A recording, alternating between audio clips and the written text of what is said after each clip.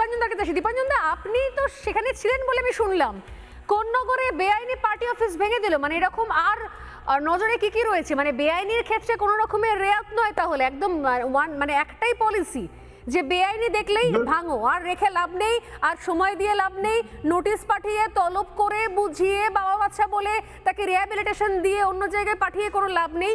এতদিন যখন 15 বছর সরকারি জমি দখল করেছিল, অতএব ভাঙো।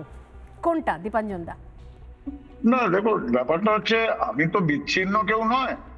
আমাদের মাননীয় মুখ্যমন্ত্রী শুভেন্দু বাবু যেটা বলেছেন যে জিরো টলারেন্স, দুর্নীতি, দুর্বৃত্তায়ন, অবৈধ কাজকর্ম, এগুলোর এগেনস্টে জিরো টলারেন্স।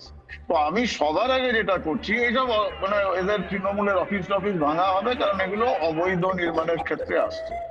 আমি যেটা খুব ফোকাস করে করছি, এই দুর্নীতি পরায়ণ লোক যেটা বলছিলেন সজল বাবু, এদের কোটি কোটি টাকা এরা যাতে বিকাশ বাবু অব্দি পৌঁছাতে না পারে। ওদের বটতলার অনেকগুলো আছে না, মাঝে মাঝে টিভি চ্যানেলে এসে আইনজীবী বলে বলে, ওই বটতলার আইনজীবী গুলোর কাছেও পৌঁছাতে পারবে না, কারণ আমি এদের ফিনান্সের লিঙ্কটা কেটে দিচ্ছি।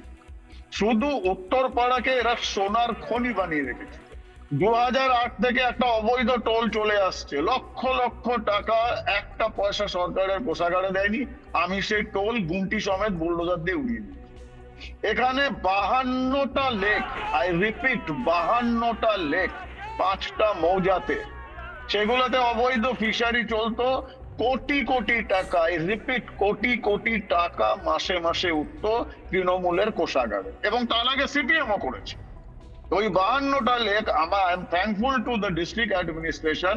পরশু আমরা আসি, জরিপ হয় ওখানে, বিএলআরও পুরো টিম নিয়ে আসে, 52টা লেক আমরা সিল করে দিয়েছি, পুলিশ পোস্টিং হয়েছে, নোটিশ লাগিয়ে দেওয়া হয়েছে। এবার এই যে কোটি কোটি টাকাটা কেটে যাচ্ছে না, এদের আসল মেরুদণ্ড তো টাকা। ভাইপো কেন এখনো যে লাফাচ্ছে, ও টাকা, ও টাকার সোর্সটা যদি আমরা কেটে দিতে পারি, ভাইপো এই দেখবে কটোরি নিয়ে গিয়ে বসছে পাঁচরাস্তা স্টেশনে বা শিয়ালদা স্টেশনে, আমরা ওদের ওই জায়গায় নিয়ে যাবো। কারণ এইগুলোকে কান ধরে উঠবস করে মেরে পিটে লাভ নেই, মারলে তো কি, ও তো ব্যথা সেরে গেলেই ও সেরে যাবে না।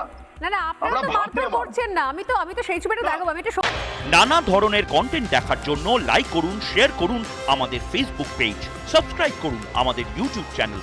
পাশাপাশি অন্যান্য ব্রেকিং নিউজের জন্য অবশ্যই চোখ রাখুন রিপাবলিক বাংলায়।